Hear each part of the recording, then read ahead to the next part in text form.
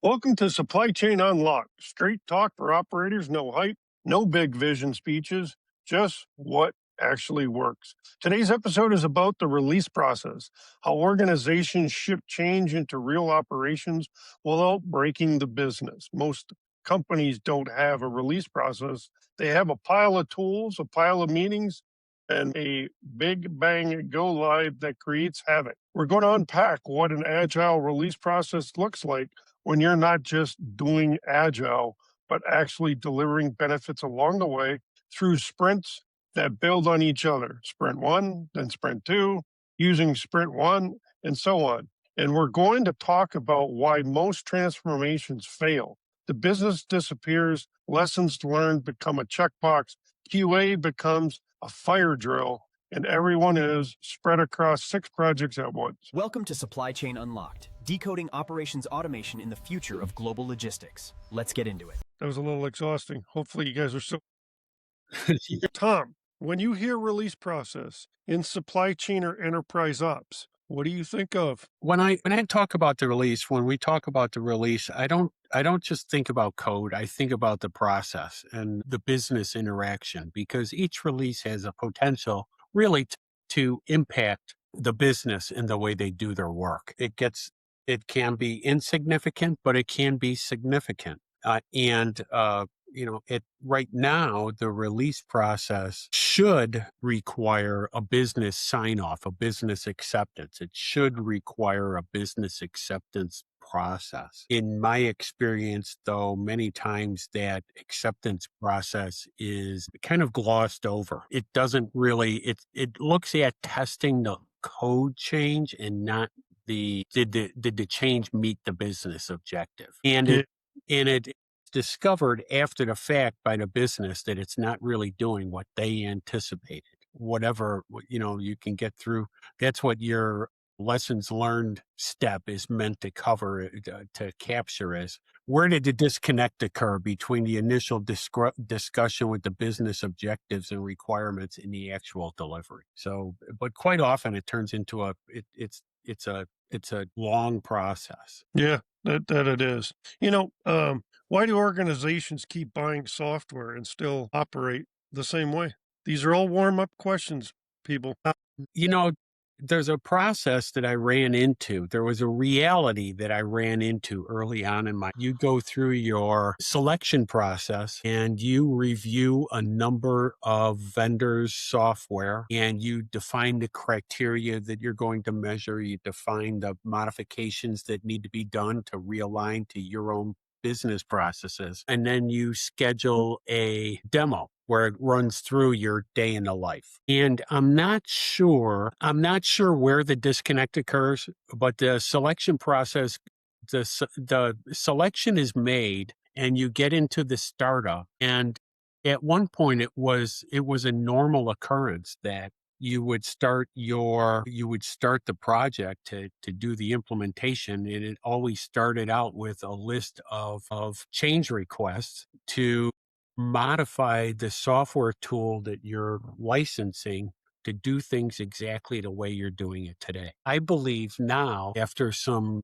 additional experience in going through this implementation process quite a bit, I believe now that quite a bit of the modifications and the acceptance of the software, or not accepting the software, I should say, is related to I think of it as the ghost systems, the Excel spreadsheets that are the foundation of all of the business operational processes. Everything they do, they extract data from a piece of software or a database, import it into a spreadsheet, do their manipulations, figure out how they're going to do their job. And they may generate reports from that spreadsheet as well to actually document the full. And I think that many times that the translation step to handle the spreadsheets is not robust enough, let's say. It doesn't get to the root of it. And so what happens is you go live and people are saying the system doesn't work. And in many cases, what they mean is, or what they're referring to is, I don't have a way of extracting data into my spreadsheet so I can do my job. The way they used to do it. The way they used You to buy do it. software, you still operate. Yeah. You buy the software and and then you want to change the software to do things the way you were doing it today when you've already identified a problem with the way you're doing it today. Yeah. And I think that's a big piece of why the people that actually do the work and the people that actually decide to buy the software, there's always a big, yeah. Additionally, I think that going forward, in order to be successful in developing an anti-fragile supply chain, it needs to be focused on the business side, the business process, the business functionality, and that will be supported by technology rather than a technology product that supports the business. Does that make sense? Yeah, that definitely does. Definitely. All right, run a little bit behind here. The next sec, define release for supply chain to warm us up a little bit. When we say release, we're not just talking about code. We're talking policy, data flows, roles, everything that changes how work gets done.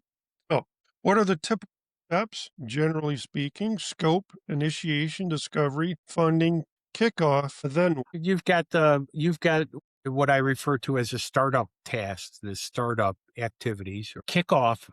That is at the point when you've made your decision, you've secured funding. That's when you start to bring in the team from the actual users in the operation or the business with technology, and you start to define the system flow and the process flow.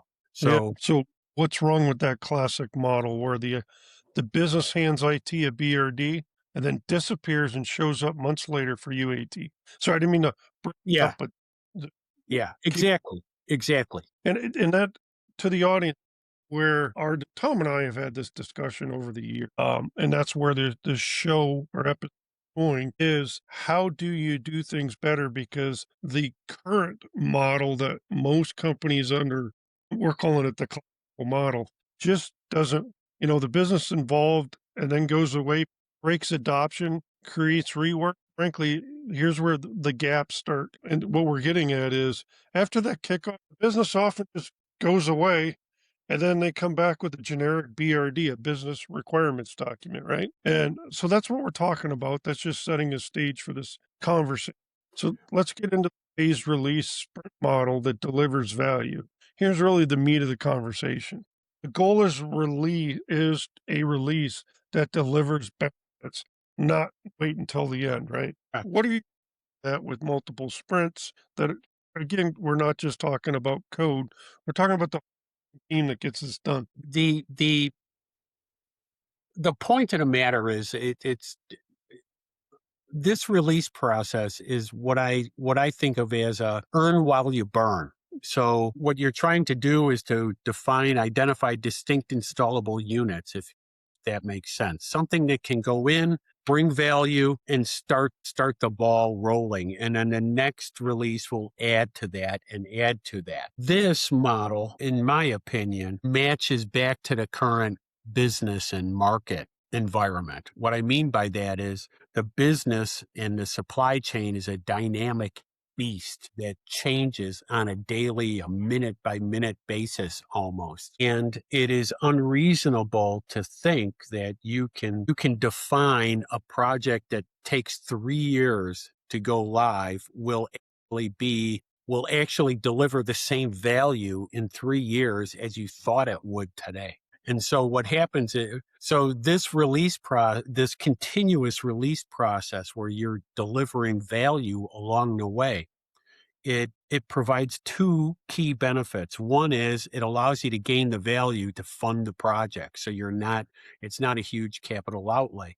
But the second is it allows you to evaluate what the results were from that change. Did they meet your expectations? Are they delivering the value that you anticipated? If not, why? And do we want to do something about that in the next release to maintain our value going along the way? Think of it as somebody told me it was a quantum physics theory that every reality has three states: Okay. alive, dead, and in between. Not alive and not dead. Wait Okay. a minute. Get from Coop. on Big Bang Theory, but go ahead. Yeah. So think about it as you don't understand, you don't really know what the state of that product is. And in this case, it would be the value, the return, the ROI. You don't really know what the state of it is until you open a box. You can't open a box and look in until you've actually delivered the release. So the release goes in, you open the box, you look in and you say, holy cow, I got all the benefits I needed, or I'm missing this and that benefit. At that point, you can evaluate, you can do a analysis to determine why didn't it deliver that particular value and determine if you want to make the change. The other thing that it does, it allows you to understand the impact of what you did to your process. It is not in this dynamic world that we live in now. You can't expect to define what your requirement is going to be 3 years from now today because you don't know what the dynamics are. In 2019, you would have never said that we would be looking at an environment of reshoring and continuous disruption. And then the pandemic hit. We went into the quarantine and the shutdown, and you started experiencing these, I call them discontinuous disruptions along the way. So they're occurring regularly, but there's no cycle to them. They just happen, you know. Case in point, beginning of February, we never anticipated an issue with oil that the Strait of Hormuz would be closed and when the oil shipments would be delayed or canceled. And now all of a sudden we've got to scramble to figure out how do we react to this current event. And to add to that, is that nobody said that we're going to have a variable a year and a half ago, that we were going to start chasing a nuclear problem 6 months before this or 9 months before. So Exactly. we got evolving variables that you can't plan for 1,000 variables, I think is where some of what you're saying, right? Right, exactly. And I would also say that the modern supply chain as we think of it, the global supply chain as we think of it and as it's implemented now is built upon conformity and continuous flow. It's not built, it's built on stability and not on disruption. And so when a disruption occurs, it disrupts the stability and it disrupts the ability to get you to obtain your product. The current supply chain model was the reason for the just in time concept. The just in time concept drove the single supplier solution because the customer is continuously driving for the lowest cost. If you can't provide me the product at a lower cost, I'll go to somebody down the street and so on and so on.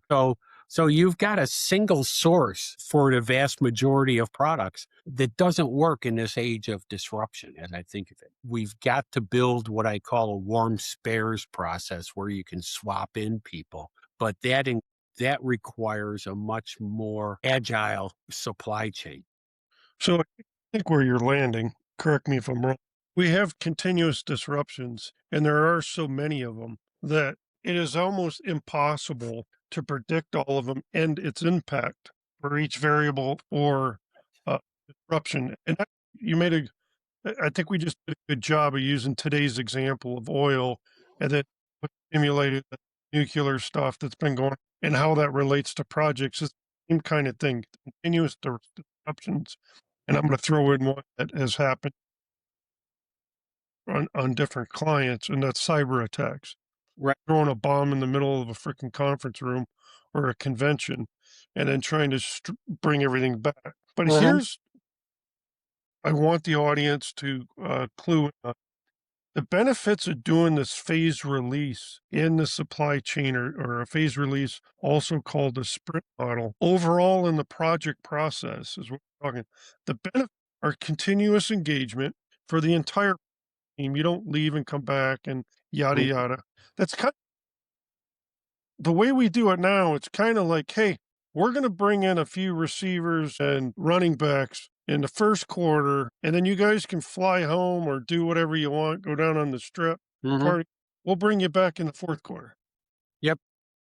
And it's all the super users that are very capable people, smart people, and are able to work through issues when really, you might want a mix of people to make sure that it's understandable. Well, keeping those resources at the table and fresh, ready to come in, but they're acclimated as things go along. That's where the Mhm, sprint model mhm. is one last benefit. Evaluating value on a short-term basis. So are continuously looking at your value stream and knowing that you're hitting it and you got to do this based on continuous disruptions. Is it a value to the business, within each sprint or after each sprint? So just to the question of what's a good sprint length? Is it 2 weeks, 4 weeks? Generally, software development's 2 weeks on a sprint. So I'm You gonna have to you have to kinda separate yourself from the purest agile, where the sprint is defined on what you can do in 2 weeks or 4 weeks. And I'll tell you why. You can break it down. You can break down a release into a number of sprints that support the release, but the release is it encapsulates the value, right? yeah. So you're not going to gain the value until all of the pieces and parts are delivered, and you can deliver them in 2 week sprints, if you will. However it can make sense. The challenge that I run into many times with that is you have to is a tendency to fall into a process focus rather than a benefit and delivery process focus. In other words, I'm doing a release I'm doing a sprint that's going to take 2 weeks. That means that I need to focus on this step, and then I've got to do this other thing. Sometimes you get so hung up in the steps and the delivery process that you're not actually delivering value. Yeah.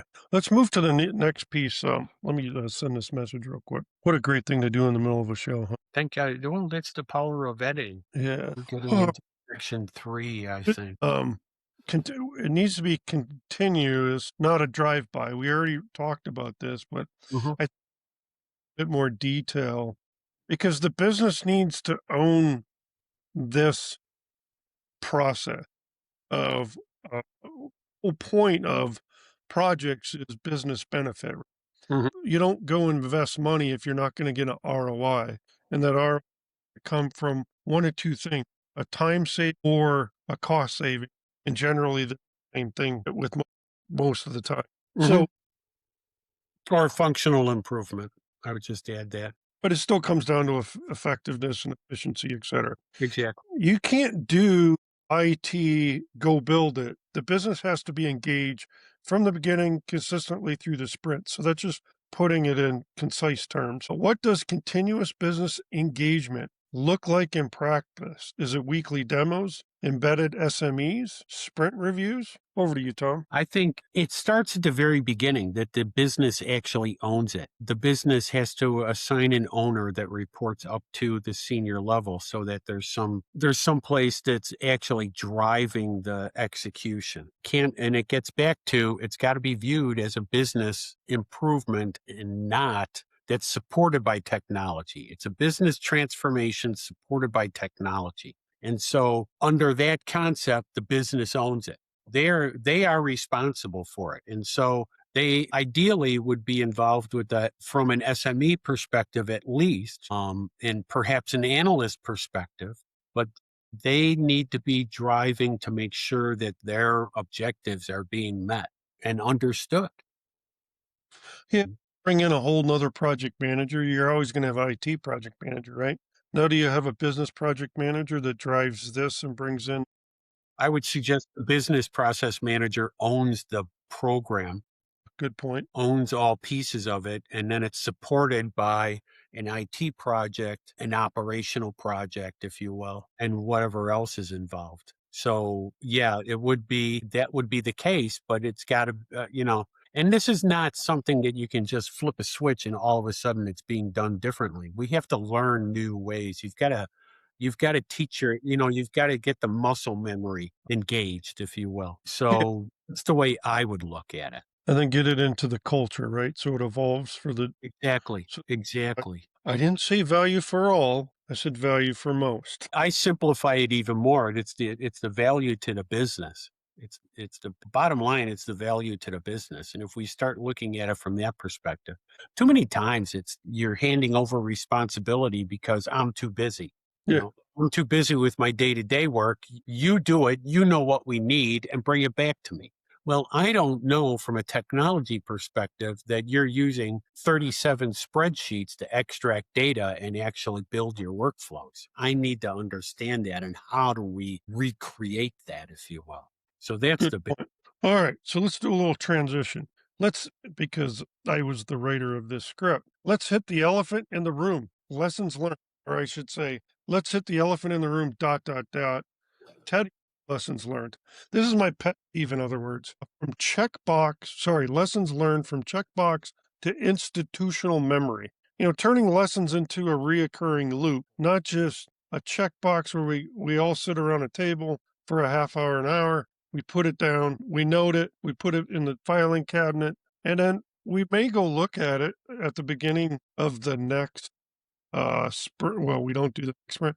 We do project. Our assumption right now is it's a project 24 months or better. Mhm. Here's my beef with this, literal beef. I do them all the time, and we spend all this time, and I rapidly run people through it because I know the organization is not going to abide by their own lessons learned. We always go back to the same behavior, and it goes like this. Yeah, I understand that, but things are different today. One. The second thing is we are moving too fast. We can't be concerned with that. That's what happens often with lessons learned. Really, there's a third one, and it's usually we don't have enough money for that. Yep.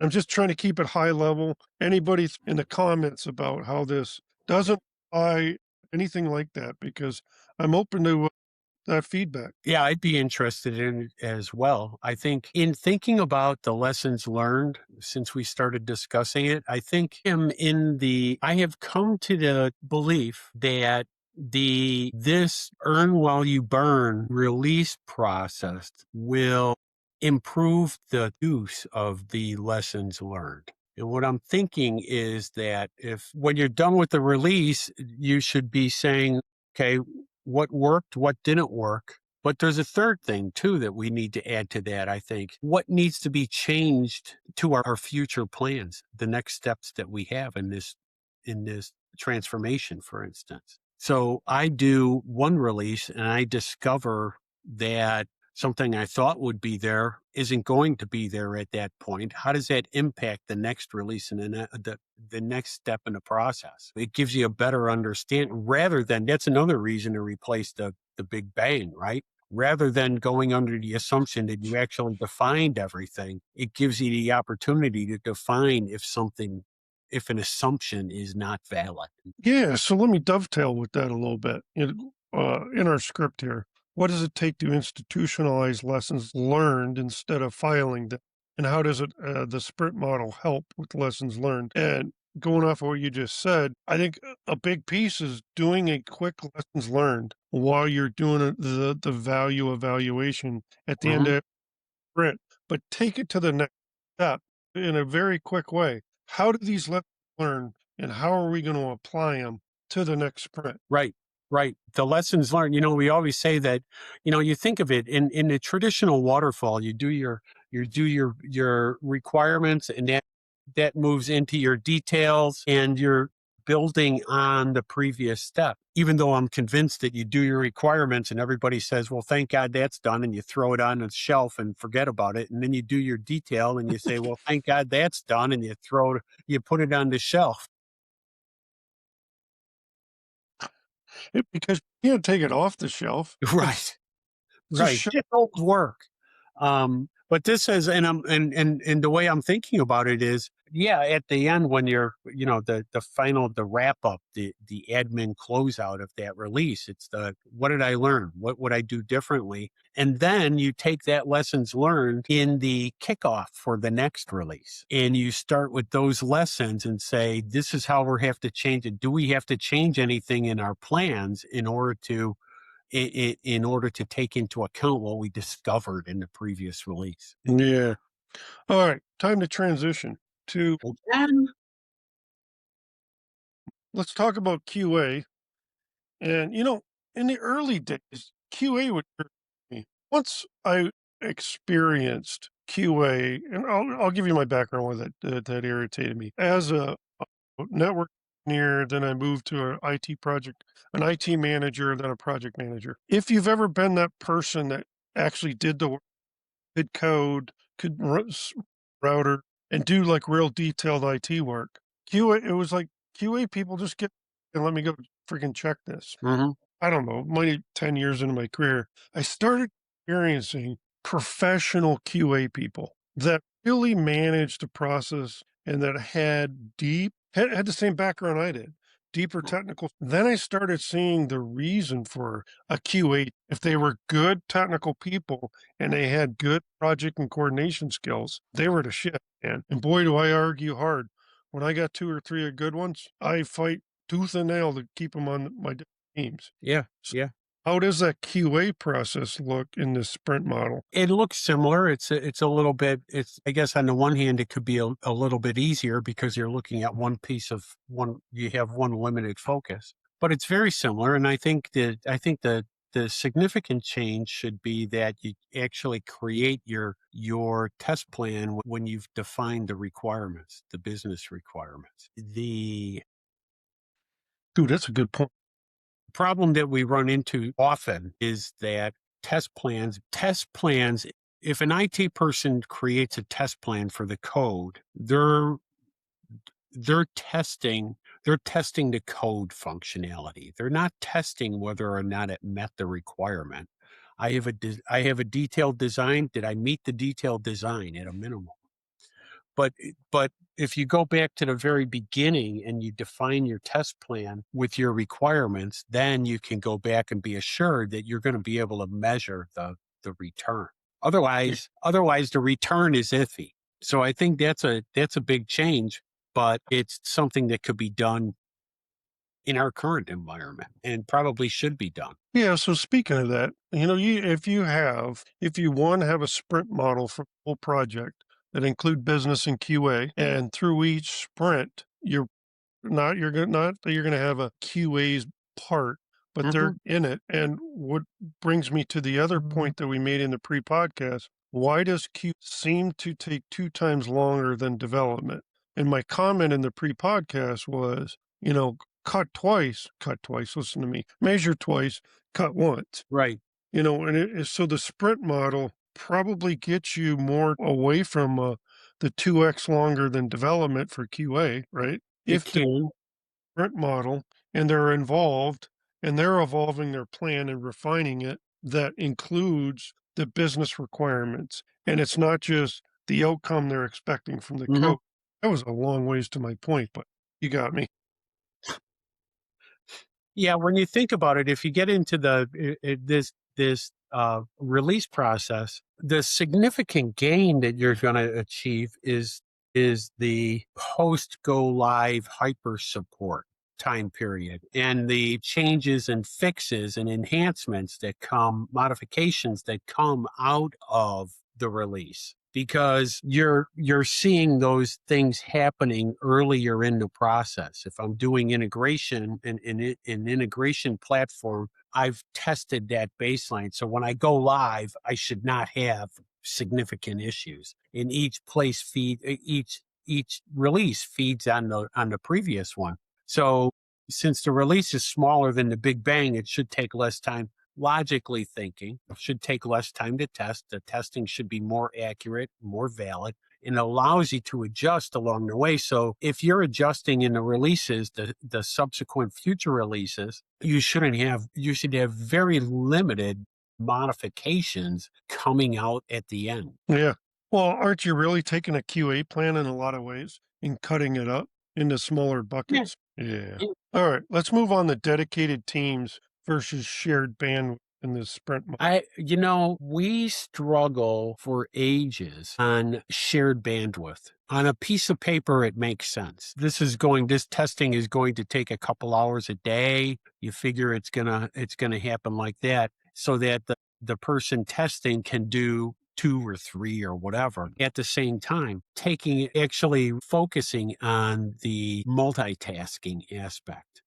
And along the way, the whole value of multitasking has been questioned because of the time it takes to start up and shut down. If I am doing one continuous task until it's delivered, it takes me less time than if I try to do 2 hours on Monday, 2 hours on Tuesday, 2 hours on Wednesday, and so on. Because 2 hours of work includes an hour figuring out what happened yesterday. And then at the end, keeping track of what you actually completed so that on Wednesday, I can come in and say, oh, yeah, this is where I was and start over. It's an oversimplified explanation, but I'm not, and I didn't answer your question. I know that, but I think the point is that the dedicated teams for actually running through the testing, it makes sense, but you have to consolidate the energy that's required into a shorter period of time. You don't want to say QA testing is going to be involved throughout the entire project, but they will be involved once every 3 months for 2 weeks, and that's their main focus. Yeah, no, you did answer the question. I was messing with you. To your point, when you go into your new 2-hour session, you really have a 1-hour startup to get your head in that game. Mhm. And what I want to startup is you're strung along 2 or 3 other projects that you're just trying to get through those meetings, so by the time you get to this meeting, you need a hour to get prepared for the next meeting. The whole Exactly. people out for 2 and 3 and 4 projects ends up being not productive at all. You It's a lose your mathematical equation that you use for project management that doesn't actually physically work with humans. Yeah, and, I tell you, that gets into a bigger psychological conversation, not psychological, uh, cognitive processing Mhm. conversation. There's been so many studies out there that humans just a very small percentage, like 5% of humans, can actually multitask, like, really Mhm. actually only talking about multitasking, but we are, but when you gotta switch between all these projects, the time for this to get in the game and be, engaged, if you're doing that hour after hour, you just start losing efficiency and effectiveness, like, continuously. That evolves into now psychology. Uh, how much are you engaged? How happy are you with your job? And as we continue to bring people, you end up in those buckets, and why do people hate their work? Because Yeah. Yeah, because they're not given time to actually get that sense of accomplishment. yeah, like, yeah, that's exactly what it is. That's a whole Yeah. uh, thing that we could or another episode about a sense of accomplishment and stringing people out. Let's transition. Let's zoom out of our strategy, out to strategy. Excuse me, Tom. This is getting into when you and I talked about SMB, small to medium businesses using 3PL or 3PL networks so they can compete with the monoliths or large companies. Mhm. And velocity becomes a competitive advantage when we're talking about projects in a sprint model like this. So a little, I don't triggering refresher, the SMB network and the 3PL model. What on this? Well, Ace Hardware is it's a franchise. There's an owner of the hardware store and they buy into the Ace franchise. Ace brings with them a logistics and distribution network that the individual store can leverage for volume, basically. So what happens is if it was just your corner hardware store, they might pay double or three times as much for anything on the shelves. But if they have that Ace brand, they're getting a benefit from that. So my thought is, why not leverage that concept in other small and medium enterprises? Group together so that you would have one hub that actually communicates with the outside world. And what they do is they consolidate and group all of the activities rather than if I'm a 100 million or even $1 billion SMB. I don't have near the volume. I might have 50,000 or 250,000 container shipments in a year. And I get a certain rate, like a tier 3 or tier 4 rate for that. But if I combine with 10 or 20 other SMBs of varying volume rather than a 200,000 containers. I might have 2 million containers in this pool to gain the leverage of cost reductions. But the most important thing in this example is you gain priority. So we're with the Continue. current can, in this environment of continuous disruption, all of a sudden a port disappears or a carrier disappears. Port is probably the easiest one to understand. So now there are all of the shipments, all of the containers sitting at that port, and everybody's scrambling to get space on another freight liner, another vessel.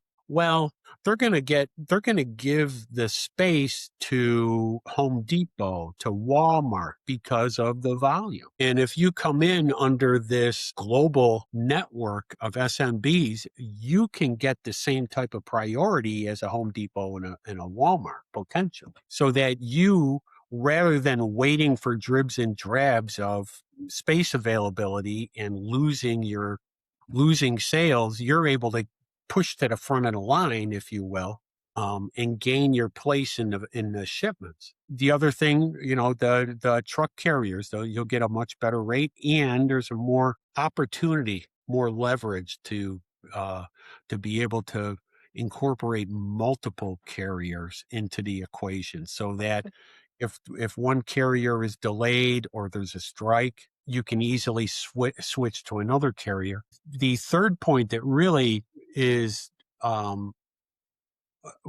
significant is you gain the visibility from all of the participating partners in your network. So if you have a load going down the highway through the East Coast on 95 or whatever, down the East Coast, and you get into Maryland, and suddenly the bridge gets knocked down by an ocean vessel hitting the pier, and now that highway is shut down, it's going to take you time to notify your carrier that there's a delay. And so it keeps piling up. And now if you've got this delivery and a second delivery out there or pending, there's a higher likelihood that you're going to send the next shipment right into the same problem. But if you have a network of partners, the first one that hits that disruption can alert their carrier, and that can be pushed out to all of the different partners to reroute shipments from that one line and reduce the impact. The first person gets impacted. There's no way around that. But the subsequent people, the impact is less and less and less and less because they get earlier warning to be able to reroute. So what you're talking about there is like Google turn by turn. It sees a red dot or a red strip on the road. And because you're part of the network, you Right. get what do we call that? Redirected. Redirect. Whatever, to a different turn by turn. So I think what you're talking about is all the benefits around volume buying, and the benefits are leverage. In your case, if you're 1, 2, 3, 4, and you go up on that little ladder, right, in the supply chain world. Let me be devil's advocate, aka butthead, when you talk about something like well, one question is are these kind of networks or 3PLs are out there? And I think they are, because with volume buying and leverage you for multiple companies for generations. On today, keeping people in the network and seeing where the 3PL bring on every little thing all the time that's new, etc. Keeping people in the network, I think, is the biggest challenge here, because people always want to do it their way. They don't want to stick with the way somebody's doing things like that. To your point, I think if you take and bring in not just the benefits you're talking about with being higher on the tiers in shipping, you bring down your carrying costs with as a 3PL in the warehouse. But take it a step further. Now, can you share the cost and get more effective and efficiency on the front business called negotiating, marketing, etc., in these same verticals um, that are that a 3PL actually does? You could get to that point. I could see it a point in time when you could get to that. The challenge to that is being able to identify the product procured for each of the different SMBs, because you could SMBs Oh yeah. in market, but the benefit here, the challenge here is, how do we obscure the identity? It's kind of it's kind of a personal information type challenge. How do we obscure the personal information of the SMB in order to be able to group the purchase into a higher volume and gain the discount on the procurement without exposing the customer and the market itself? And I think that can be done if you have an arrangement that would turn the PL from into a 4PL or a 5PL, where they're actually consolidating the purchases and providing that leverage. Yeah. I think with AI, it is even more feasible with a strong APO. We can get into that. Say, or I mean this adamantly, map out your current phases of a new project, but and literally have the team look at them and see how you can take the majority of those phases, I'm going to call it 70% of them or more, and put those in short sprints over a 4 week period and try to go through those in a 4 week period. What I mean by that is review of the BRD, a functional requirements document, sprints, so you can see the value being delivered every month. I don't care, Mhm.